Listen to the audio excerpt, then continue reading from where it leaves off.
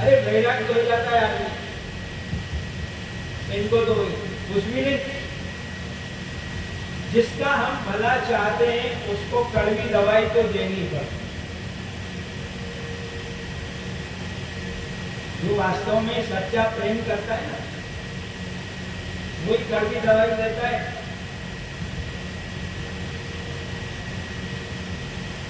किसी को भगवान न करे, लेकिन ऐसी स्थिति होती है तो कीमो कराने के लिए कौन ले जाता है, रेडिएशन करने के लिए कौन ले जाता है? इसको सच्चा प्रेम होता है वही जाता है, ये ठीक हो जाए, इनको आराम मिल जाए, इसलिए वो उसको सब जगह ले जाता है। जानते हैं भयंकर कष्ट है, हो जाता है, इनका सब ठीक हो जाए। इसलिए विदुषी महाराज ने धृतराष्ट्र का भला चाहा, इसलिए उन्होंने उसको कुछ बात कही। बेचारे अब यहाँ महलों में कार्य क्या करें, हमारे भतीजों का प्रेम ऐसा है कि घर छोड़ने की इच्छा ही नहीं, ऐसा प्रेम है कि घर छोड़ने की इच्छा ही नहीं होती। और देखो कितनी सेवा करते हैं एकदम, और द्रौपदी को भी देखो कितनी सेवा करती है, हमारा ध्यान रखते हैं। कितने में भीग जाता, एक बड़ा भारी थाल परोस करके नाना व्यंजन ताजा किया, नाना प्रकार के पकवान बने, वो थाली ला करके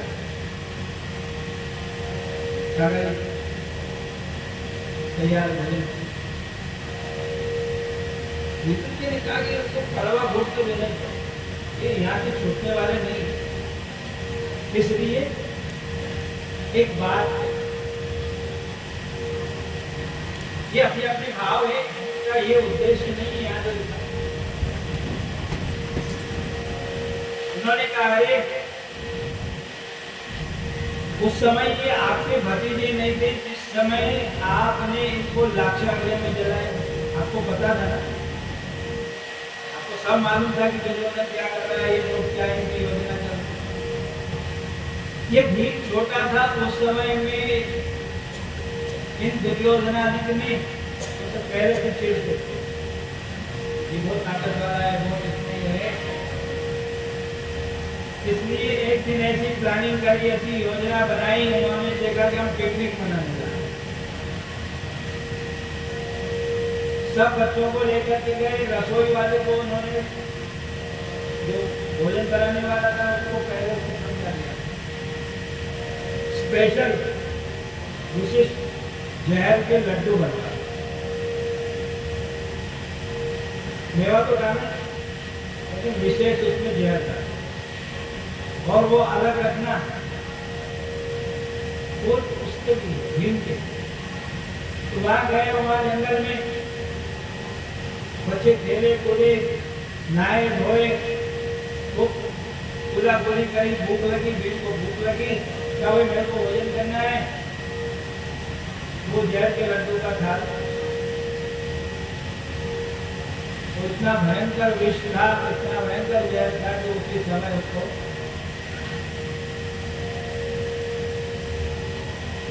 उन्होंने उस भीम को उसी स्थिति में, मूर्छित अवस्था में, बेहोशी की स्थिति में वृक्षों की टहनियों से बांध दिया, पत्थर बांध दिए और उसको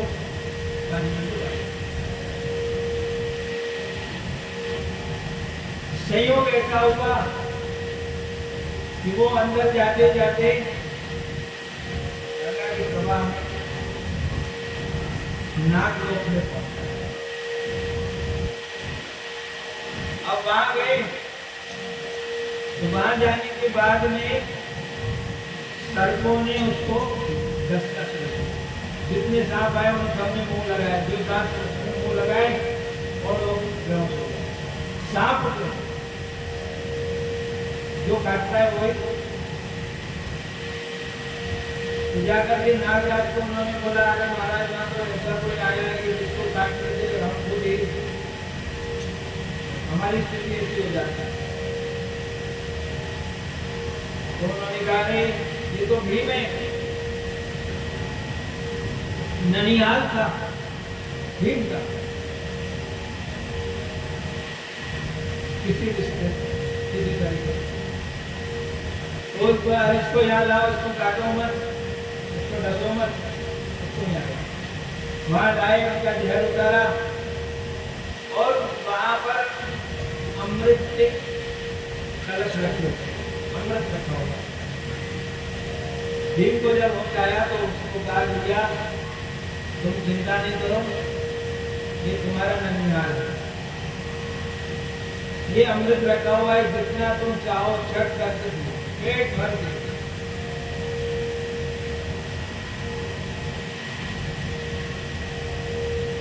तुम्हारे अंदर बहुत बल हो जाए,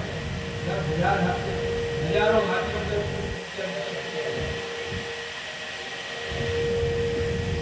भीम ने एक घड़ा खाली कर दिया।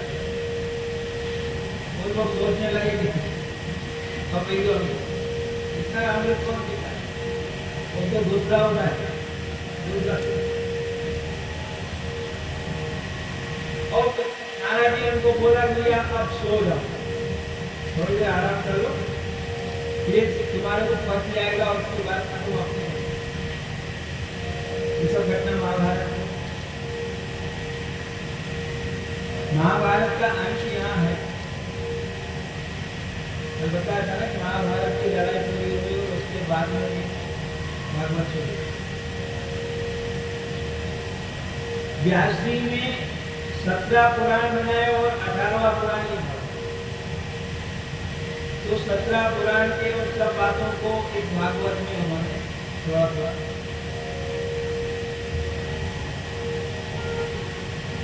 कुछ समय के बाद में भीम आए, उन्होंने अपने भाइयों को, उनकी माता को ये बात बताई, इस प्रकार की घटना हुई। सब सावधान हो गए। वो आज विदुर जी याद दिला रहे थे, आपको ये सब पता था, उस समय आप दुर्योधन को रोक नहीं सकते, या आपके भतीजे नहीं थे, तो आज जरूर हमारा भतीजा है, आज इतना प्रेम हो रहा है। और आप कह रहे हो कि द्रौपदी हमारी बहू है, उस दिन आपकी बहू नहीं थी, जिस समय में उस भरी सभा के अंदर रजस्वला थी, 3 दिन अस्पृश्य रहती। ऐसी स्थिति में किसी पुरुष के दम नहीं जाती, एक वस्त्र पहना हुआ और एकांत मुंह नहीं दिखाता। नियम तो ऐसा ही है कि हम लोग नहीं मानते, नहीं मानते बात, माने उसके लिए सब कुछ, नहीं माने उसके लिए कुछ नहीं।